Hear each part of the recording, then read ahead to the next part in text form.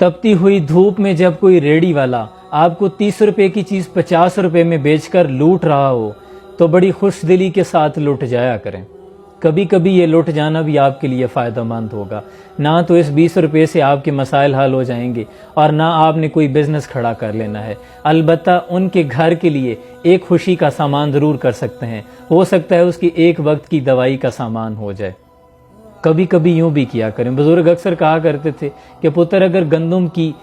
دانوں کی مٹھی بھر لو اور کوئی بھی دانہ نیچے نہ گرنے دو تو یہ بھی حماقت ہے، نیچے جو کیڑے مکوڑے حشرات الارض رہتے ہیں ان کی بد دعائیں تمہیں لگیں گی۔